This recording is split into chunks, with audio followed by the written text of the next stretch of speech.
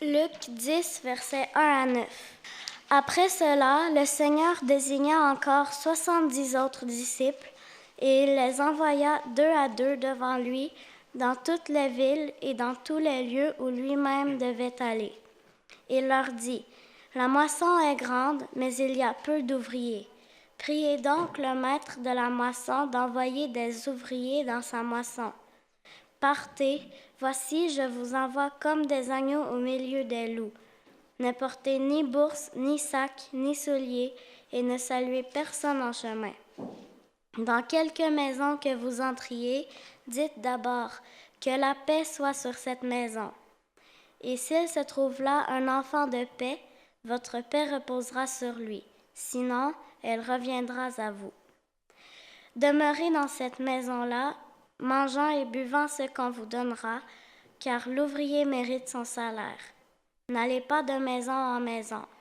Dans quelque ville que vous entriez et où l'on vous recevra, mangez ce qui vous sera présenté, guérissez les malades qui s'y trouveront et dites-leur, le royaume de Dieu s'est approché de vous. Que Dieu bénisse sa parole. Nous invitons Wayne et Isabelle pour un chant spécial. Bon sabbat à tout le monde. En fait, le chant qu'on va vous chanter, on l'avait pratiqué pour le Portugal. On nous avait demandé de chanter un chant là-bas. Puis, étant donné que je pense que ça, quand même, se porte bien au sermon que Michael va présenter aujourd'hui, on a décidé de le chanter pour vous. On s'excuse, il est en anglais, mais on a par contre traduit les mots que vous allez voir derrière nous. Donc, vous allez pouvoir quand même recevoir le message. C'est très beau. En fait, c'est notre prière que le Seigneur puisse prendre notre vie pour sa gloire et l'utiliser comme bon lui semble.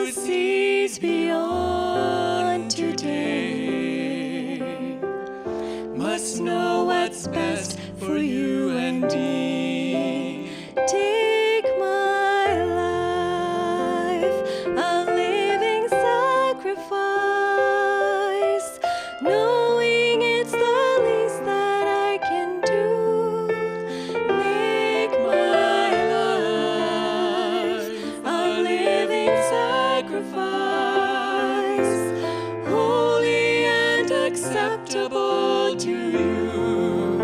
Take my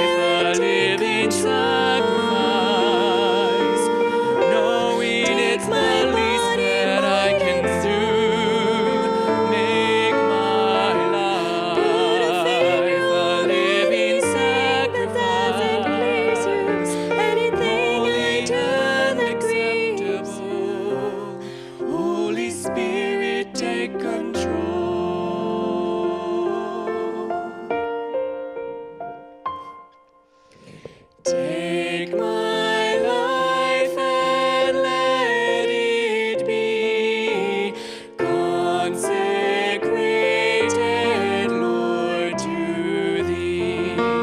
Take my heart, it is Thine own. It shall be Thy royal throne. It shall be Thy royal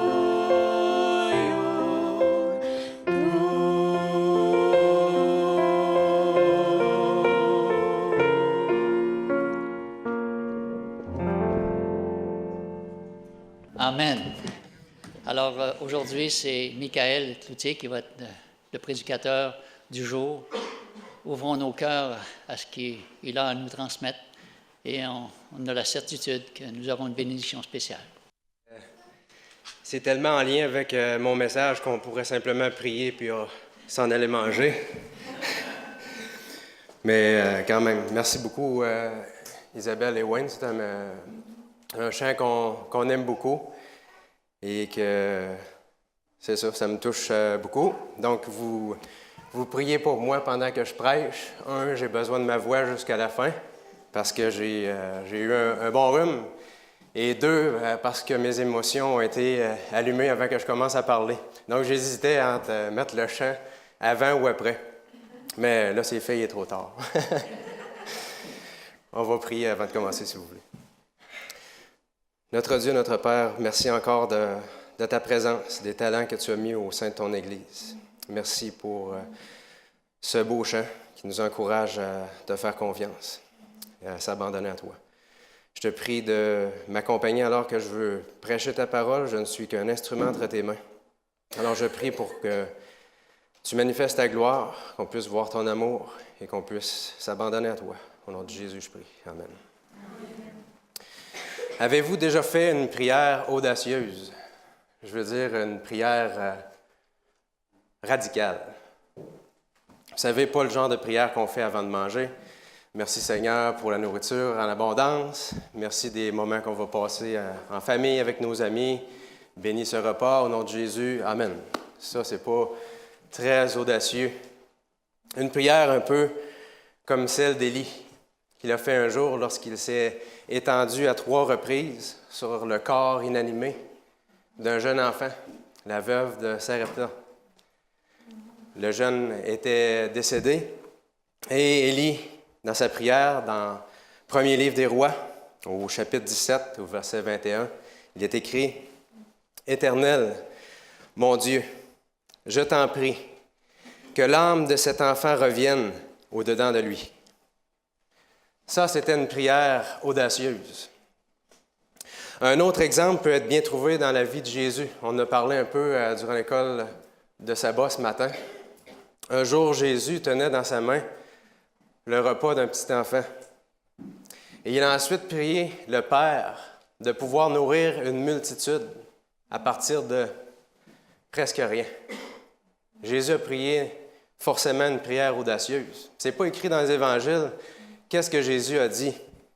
Mais chose certaine, ce n'était pas « Merci, Père, pour la nourriture que tu nous donnes. On te prie de bénir les moments qu'on va passer ensemble. Amen. » Ça devait être plus audacieux que ça, beaucoup plus radical. Les gens ont dû être touchés par ce qui est sorti de la bouche de Jésus dans ces courts instants. Aujourd'hui, vous êtes venus rencontrer Dieu. Vous êtes venus entendre de lui. Et Jésus, en fait, désire vous mettre au défi aujourd'hui. Il désire vous mettre au défi de faire aussi des prières audacieuses, des prières radicales. Parce que vous savez que si vous priez intensément à Dieu et si vous réclamez par la foi qu'il agisse dans votre vie, il va changer votre vie. Et ça, il va le faire pour toujours. Ça nous ramène en fait à ce qu'on a lu un peu plus tôt dans Luc 10 au verset 2. Jésus a dit quelque chose de radical dans ce verset-là. Il avait à tout le moins une perspective radicale. Il dit en effet, la moisson est grande. La moisson est grande. Ce que je comprends là-dedans, c'est qu'il y a des hommes et des femmes, des jeunes garçons, des jeunes filles, partout dans le monde, incluant ici à Saint-Georges, qui ne font que patiemment attendre d'entendre l'invitation pour rentrer dans le royaume de Dieu. C'est ce que Jésus dit. La moisson est grande. Mais trop souvent, malheureusement, on entend, et vous l'entendez sûrement, ça n'intéresse personne. Les gens ont peur des églises, etc., etc. Vous entendez ça? Je l'entends régulièrement. Alors, nous avons besoin, la plupart du temps, je pense, de prier, de demander à Dieu d'ouvrir nos yeux. Seigneur, ouvre mes yeux, afin que je puisse voir combien, moi aussi, la moisson est grande au travers tes yeux, à toi. Que je puisse voir selon ta perspective et non selon la mienne, qui est beaucoup trop limitée. Ouvre nos yeux, Seigneur. Et malheureusement aussi, dans le verset qu'on a lu, dans Luc 10, verset 2, toujours, Jésus a identifié un problème qui est important. En fait, c'est un problème qui est majeur. Il dit, il y a peu d'ouvriers. Peu d'ouvriers. Vraiment, Seigneur? Vous vous rappelez dans le rapport missionnaire ce matin, je ne sais pas quand le tournage, le montage a été fait, on parlait de 18 millions, plus de 18 millions de membres. Et j'ai regardé dernièrement, au mois d'avril, il est annoncé que l'Église adventiste a franchi le cap des 19 millions de membres. Et durant les 2 dernières décennies, le nombre d'églises locales a doublé pour atteindre 80 000 églises. Alors, Seigneur nous dit, il y a peu d'ouvriers. Vraiment, Seigneur? 19 millions de membres, 80 000 églises. Qu'est-ce que tu veux dire, Seigneur? À tout le moins, c'est une progression fulgurante, parce qu'en 1863, il y avait à peine 3 500 membres. C'est extraordinaire de ce qui se passe aujourd'hui. Mais le problème n'est pas vraiment qu'il manque d'ouvriers. Ce que Jésus veut dire, c'est qu'il manque des ouvriers travaillants. Des ouvriers qui travaillent. C'est ça que Jésus a besoin. Parce que ceux qui ont été appelés à devenir des ouvriers travaillants, persévérants, zélés pour les bonnes œuvres, ont été distraits en chemin. Se sont découragés en chemin.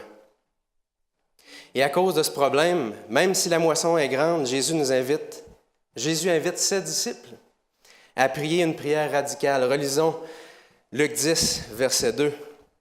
Il est écrit, « La moisson est grande, mais il y a peu d'ouvriers.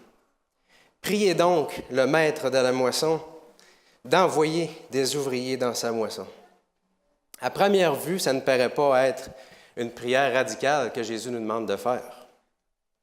Regardons en détail ce que Jésus a dit, afin de voir si Jésus nous invite vraiment à prier radicalement ou si Jésus nous invite simplement à faire une requête, comme tant d'autres, ou à exprimer simplement nos désirs. Plusieurs mots en grec, lorsqu'ils sont traduits en français, désignent prier. Mais le mot le mot prier, qu'on retrouve dans Luc 10, verset 2, priez donc, le maître de la moisson, en grec, c'est le mot déomai. Et ce mot-là, qu'est-ce qu'il veut dire? Il veut dire supplier, plaider ardemment. C'est ce que Jésus nous dit, mais ça reste caché, l'intensité derrière la traduction qu'on a en français qui est simplement prier. Mais Dieu nous invite à plaider ardemment auprès de lui. Alors on commence à saisir un peu mieux le message de Jésus. Supplier Dieu ardemment afin qu'il envoie des ouvriers dans sa moisson. Et si vous voulez, on va regarder quelques passages où ce mot-là, déomai, est utilisé dans les évangiles pour comprendre un peu le contexte dans lequel il est utilisé. En premier, l'Évangile selon Luc, chapitre 5, et le verset 12.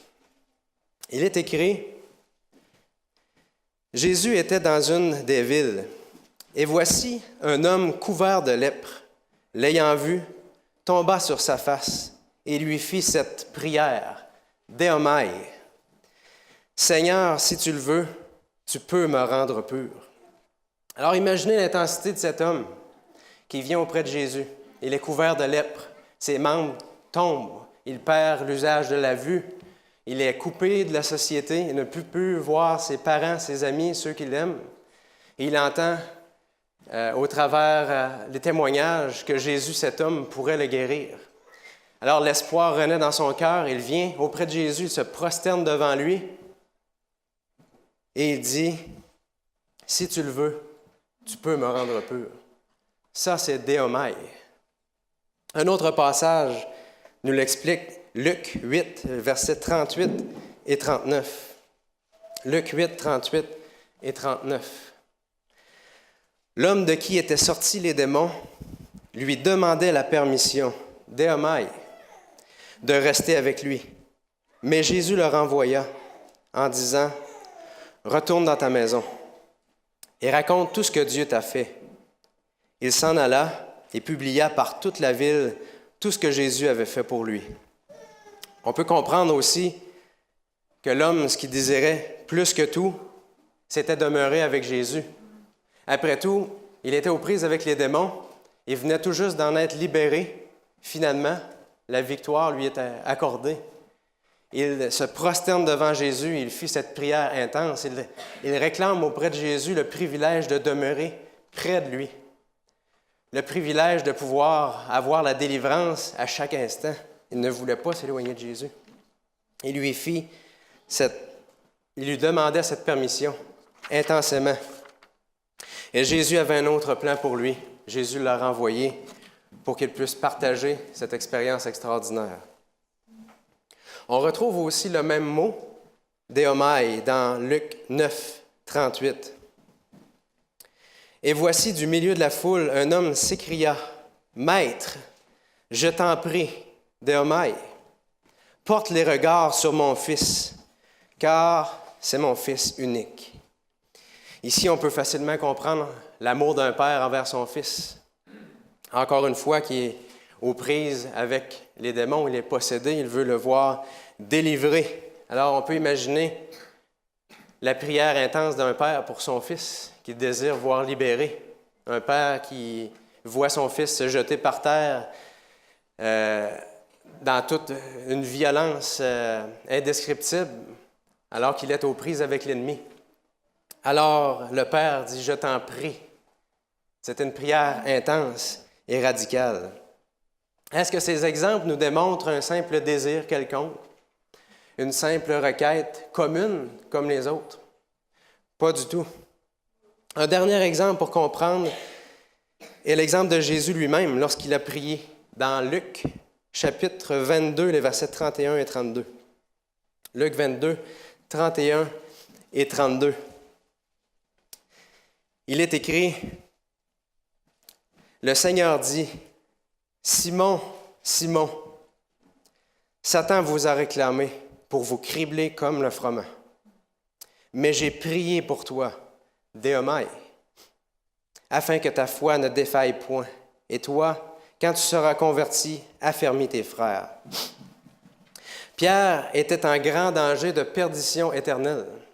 Jésus est venu à la rescousse, au secours de son disciple Pierre.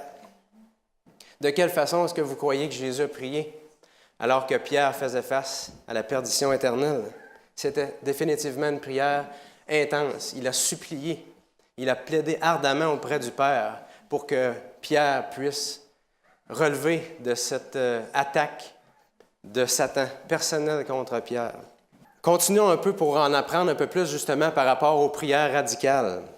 Et vous remarquez que dans Luc 10, verset 2, si on revient dans le verset central, il est dit « Priez donc le maître de la moisson ». C'est un verbe qui est à l'impératif. À l'impératif, qu'est-ce que ça implique lorsqu'on l'utilise? C'est un ordre, ou du moins un sérieux rappel. Mais je dirais comme Carlos, c'est un ordre. Et lorsqu'il y a un ordre qui est lancé, on s'attend à quelque chose en retour. On s'attend à une réponse, mais pas n'importe quelle sorte de réponse. À une réponse active. Une réponse active. On peut imaginer lorsque des policiers ou des pompiers entrent dans un édifice public et qu'ils disent « Évacuez ce lieu immédiatement ». Ce n'est pas une douce suggestion. Ça s'appelle « Sortez, les amis ». C'est un ordre. Et de la même façon, lorsque Jésus dit à ses disciples et à nous aujourd'hui, « Priez donc le maître de la moisson. C'est un ordre que Dieu nous donne. C'est un appel à supplier le maître de la moisson d'envoyer des ouvriers. Et au travers de cet impératif, il s'attend de notre part à une réponse active. Active. Apprenons-en encore un peu plus sur cet appel de Jésus. En grec, l'impératif a deux formes. Il y a l'impératif présent et il y a l'impératif qu'ils appellent aoriste. L'impératif présent, ça implique de continuer à faire quelque chose qu'on a déjà commencé à faire.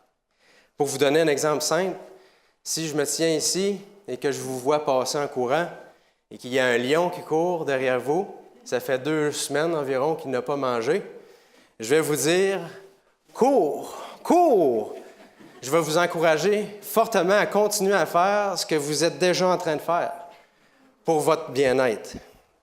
En d'autres mots, tu cours déjà, continue à le faire, mon ami. Ça, c'est un exemple d'impératif présent. Et Jésus l'utilise aussi dans Matthieu 7 au verset 7. « Demandez et l'on vous donnera. » Jésus dit, vous avez déjà commencé à demander, continuez à le faire et on va vous donner. Jésus est en train de dire, continuez à demander. La deuxième forme d'impératif, l'impératif aoriste, implique de commencer à faire quelque chose qu'on ne faisait pas jusqu'à maintenant. Alors, si lors d'un repas, je m'assois avec les enfants, on fait une prière avant de manger, et les enfants se mettent à parler, et à continuer de parler. Et comme la chanson le dit, comme le temps passe, on dirait qu'ils ont oublié de manger. Alors je vais dire aux enfants, mangez. C'est une forte invitation à commencer à faire quelque chose qu'ils auraient dû déjà commencer à faire, mais qu'ils ne font pas malheureusement. Ça, c'est un impératif aoriste. Commencez à faire quelque chose que vous auriez déjà dû commencer à faire. Alors, dans la parole de Dieu, dans Jean 11, 44, Jésus se retrouve devant la tombe de Lazare. Il vient tout juste de ressusciter Lazare. Et Jésus, après avoir dit « Lazare, sort », Jésus dit « Déliez-le et laissez-le aller ». C'est un impératif aoriste. Ce que ça dit, vous voyez bien qu'il est tout attaché, il ne peut pas se délier lui-même. Commencez à le délier. Commencez à faire ce que vous devriez faire et laissez-le aller. Ça, c'est un exemple d'impératif aoriste. Alors, ce n'est pas un cours de français ce matin, mais on revient à Luc 10, verset 2. Jésus, dans ce verset-là, quand il dit « Priez donc le maître de la moisson », ce n'est pas un impératif présent. C'est un impératif aoriste. Commencez donc à prier ardemment parce que vous ne le faites pas présentement. C'est ce que Jésus nous dit au travers de ce passage-là. Jésus dit, vous devriez déjà être en train de prier intensément auprès du maître de la moisson. Commencez à le faire maintenant, alors que Jésus voit que la moisson est grande. Alors présentement, vous vous dites peut-être, pourquoi est-ce que je devrais plaider ardemment auprès du maître de la moisson pour qu'il envoie des ouvriers dans sa moisson? Est-ce que le maître ne devrait pas savoir déjà ce qu'il a à faire? Non. Lui qui dirige l'univers, ne sait-il pas qu'il a besoin d'ouvriers dans sa moisson? Il sait absolument. Il sait toutes choses. Mais je crois définitivement que cet appel-là a davantage à voir avec changer notre cœur que de changer celui de Dieu. Parce que, comme on l'a dit, l'impératif implique une réponse active. C'est une façon de donner à Dieu la permission d'effectuer un changement radical dans notre cœur. Et qu'y a-t-il donc de si radical encore à propos de cette prière? En creusant un peu plus, on trouve la réponse dans les paroles de Jésus. Nous devons commencer à plaider ardemment pour faire quoi? Envoyer des ouvriers dans sa moisson. Envoyer des ouvriers. Pas très radical. Envoyer, c'est le verbe apostolos en grec qui est utilisé. La plupart du temps, lorsqu'on parle d'envoyer, lorsque Jésus dit envoyer ses disciples, c'est apostolos qui est utilisé, le mot en grec. Et apostello, que l'on reconnaît aussi, en grec, oui, ça nous vient du nom qu'on le connaît aujourd'hui, qui est apôtre, envoyé. Apostello, le verbe, ce n'est pas celui-là qui est utilisé dans Luc 10, verset 2, d'envoyer des ouvriers dans sa moisson. Donc, envoyer des ouvriers n'est pas vraiment une traduction qui reflète bien le message que Jésus veut nous donner. Le verbe qui est utilisé, c'est ekbalo. Alors, ce n'est pas un cours de grec non plus ce matin, mais c'est vraiment important de le comprendre. Ekbalo, le mot balo, qui est inclus dans ekbalo, ek étant le préfixe, veut dire littéralement jeter, lancer. OK? Donc, dans Jean 21, 6, on a un exemple. Lorsque les disciples jettent leur filet dans l'eau, ça c'est balo, lancer. Jean 3, 24, lorsque Jean-Baptiste est jeté en prison, c'est balo aussi que l'on retrouve à cet endroit-là. Et lorsque les ennemis de Jésus prennent des pierres pour lui lancer, le lapider, c'est aussi balo. Alors on voit que c'est jeter, lancer, qui est derrière le mot envoyer des ouvriers dans la moisson. C'est plutôt jeter, lancer. Donc c'est beaucoup plus radical que ce qui est dans ce passage-là. Et le préfixe ek qui est derrière, c'est au dehors. Donc, lancer, jeter au dehors. Alors, ekbalo est souvent utilisé dans les évangiles pour décrire comment les démons ont été chassés au dehors des âmes qu'ils possédaient. Ekbalo. Et Jésus l'utilise en fait aussi lorsqu'il a chassé les commerçants et les changeurs de monnaie hors du temple. Ekbalo, au dehors, jeter. C'est dans Jean 2,15. Donc, vous comprenez qu'envoyer des ouvriers, finalement, n'a rien de faible. Absolument pas. Et prier non plus. Jésus ne demande pas de prier une faible prière. C'est assez ardent. Jeter, lancer, et si vous me permettez, le titre de mon message, catapulter.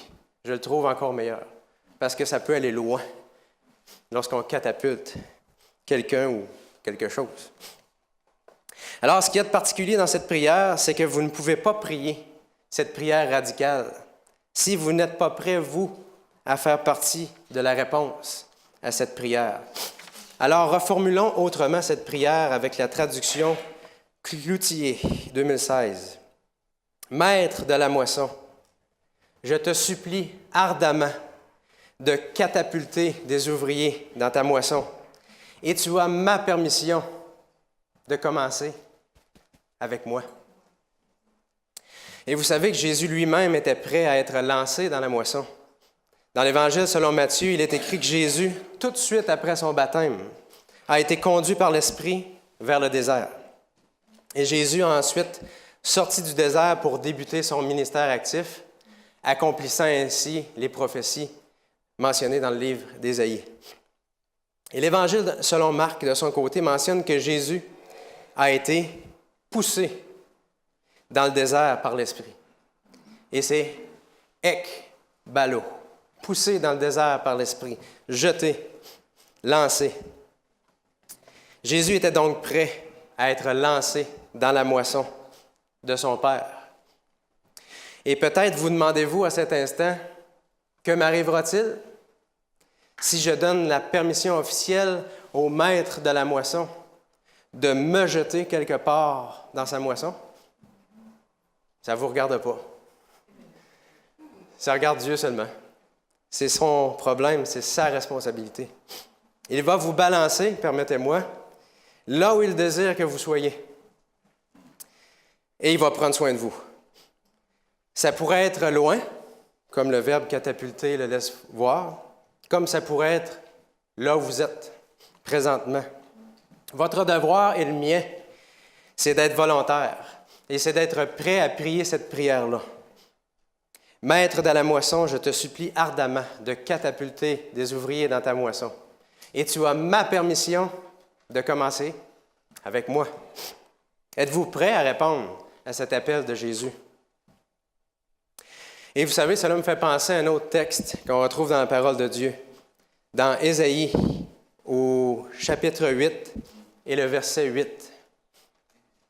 Il est écrit, « J'entendis la voix du Seigneur disant, « Qui enverrai-je?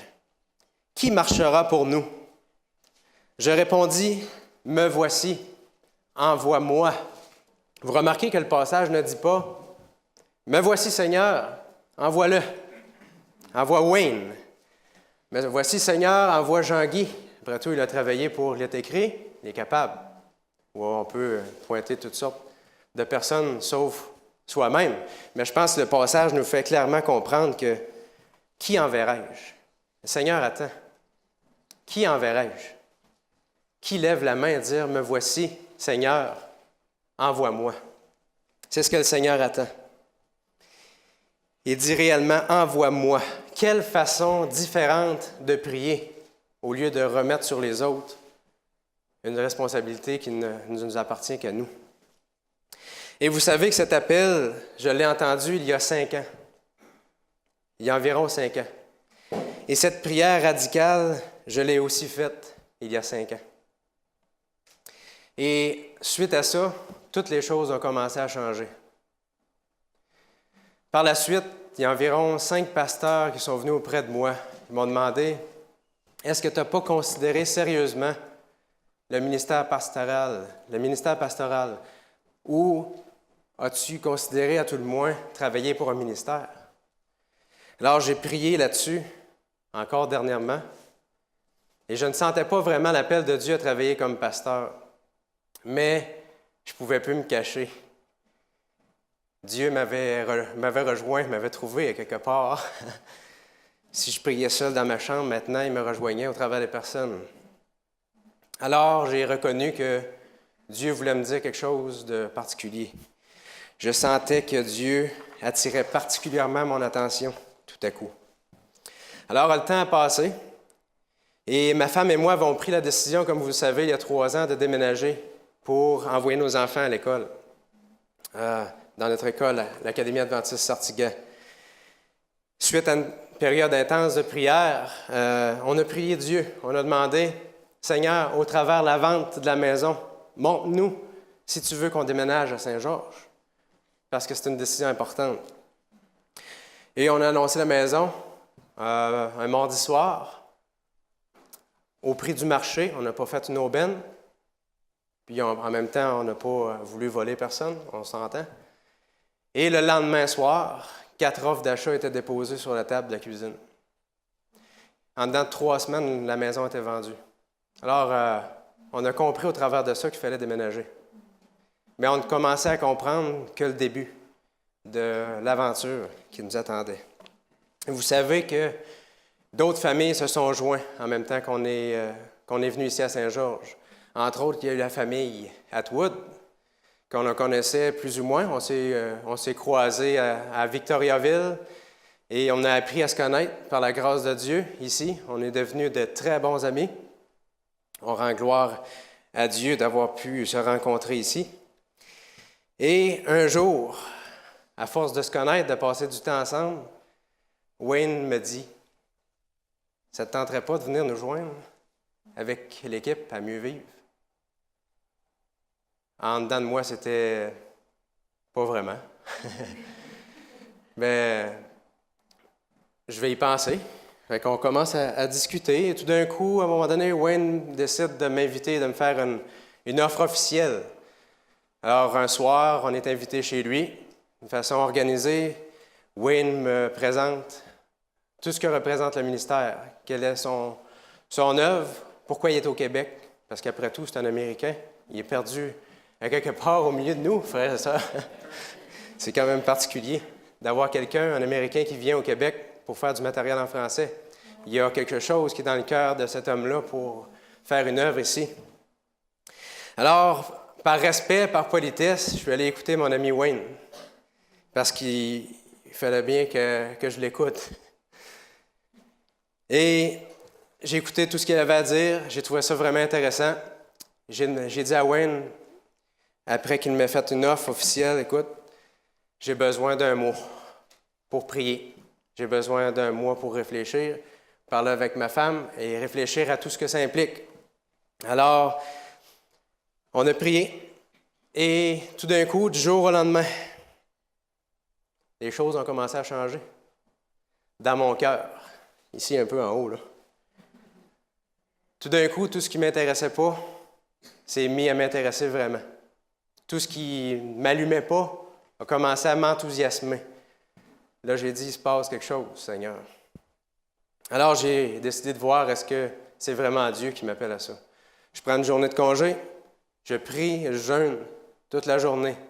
Mon ami Wayne me partage un livre, God's Call, pour savoir comment entendre vraiment. Est-ce que c'est Dieu qui nous appelle? C'est un rassemblement des écrits d'Ellen White qui nous disent voici comment Dieu, de quelle façon on peut nous parler. Voici comment ils ont été invités, les disciples, etc., tout au cours de l'histoire. Je lis ça.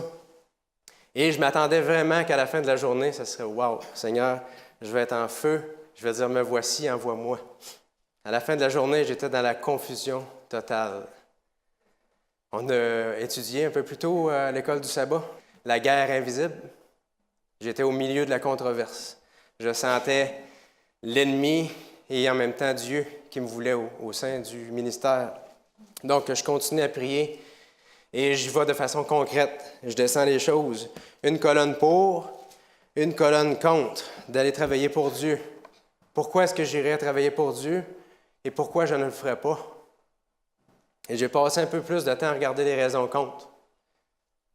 Et à ma grande surprise, il n'y avait aucune bonne raison. Vous savez les raisons? Bien-être, sécurité, aisance, etc., etc. C'est juste ça qu'il y avait dans la colonne des comptes. Ou mettre de côté ma carrière. Est-ce que je suis venu dans ce monde-ci pour faire la carrière que moi, j'ai décidé que j'allais faire? C'est toutes des questions qui me sont passées par la tête pendant plusieurs jours. Et finalement, je suis venu à l'évidence. Quelques jours plus tard, j'ai pris ma décision finale. « Me voici, Seigneur, envoie-moi. » 2 jours après avoir pris ma décision, Wayne m'appelle. Il partage avec moi, il y a un don en US qui est rentré pour mieux vivre. C'est une surprise. On ne s'attendait pas à ça, on n'a pu rien recevoir. À l'instant, il me passe par la tête de convertir ce montant-là en dollars canadiens. Combien ça faisait? Je ne vous dirai pas exactement combien ça faisait, mais je peux vous dire qu'au dollar près, c'était l'offre que Wayne m'avait fait chez lui. Ne me dites pas que c'est un hasard, il n'y en a pas de hasard. Lorsqu'on se demande si on donne notre vie à Dieu ou pas. Alors, eh oui, Dieu m'a fait un clin d'œil. Alors que j'ai mis les 2 pieds dans la mer, que j'ai décidé d'avancer, la mer s'est ouverte devant moi.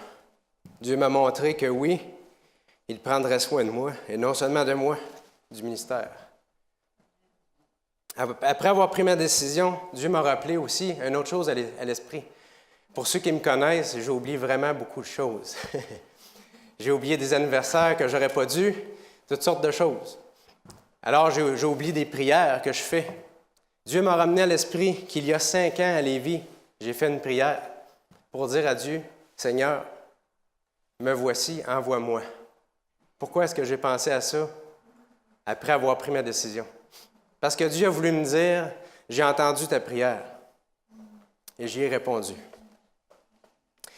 Et vous, ferez-vous cette prière? Je vous y invite car une belle promesse est disponible pour nous aujourd'hui encore. Dans Matthieu 9, 29, il est écrit « Et quiconque aura quitté à cause de mon nom, frère, sœur, père, mère, femme, enfant, terre, maison, recevra quoi?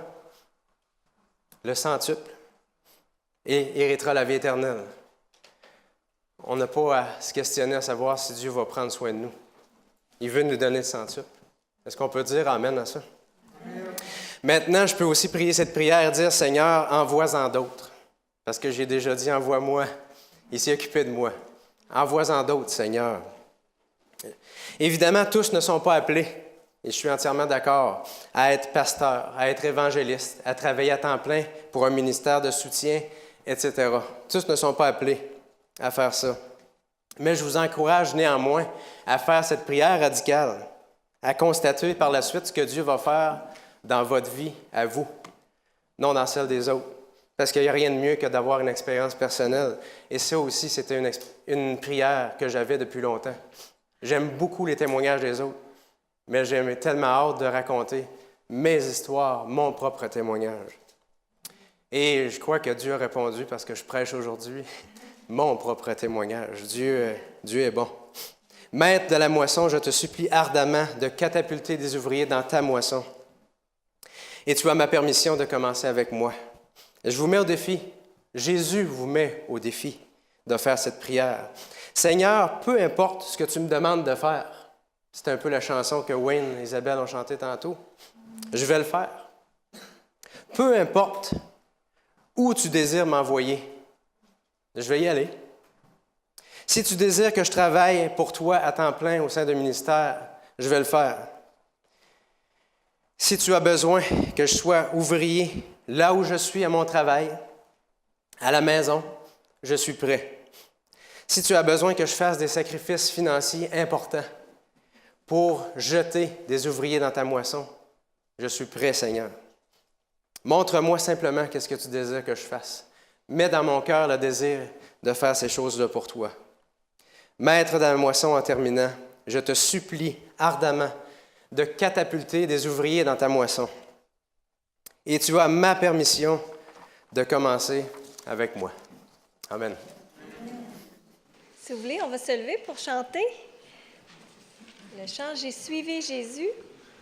S'il y en a qui aiment suivre dans les Ré, mi, louanges, numéro 64.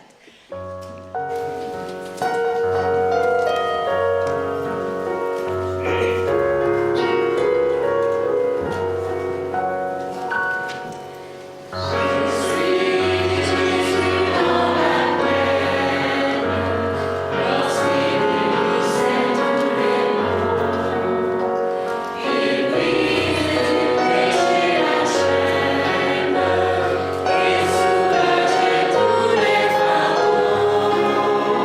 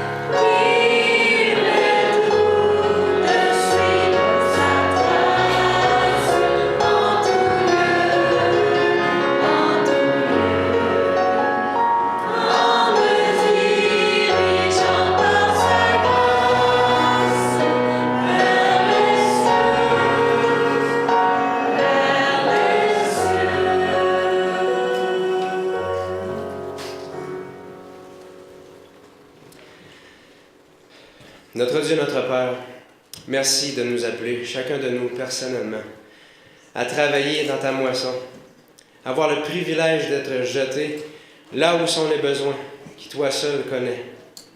Et toi seul connais nos talents et le potentiel que nous avons. Toi seul sais comment combler la soif, la joie qu'il doit y avoir dans nos cœurs à te servir. Éternel, éloigne de nous toutes ces craintes, ces doutes que l'ennemi vient semer dans nos pensées et qu'on puisse se remettre entièrement entre tes mains. C'est ma prière pour chacun d'entre nous que nous puissions sentir auprès de toi ta présence, le repos, la joie du service. Et puissions-nous faire cette prière personnelle. Envoie-moi. Au nom de Jésus, je prie. Amen.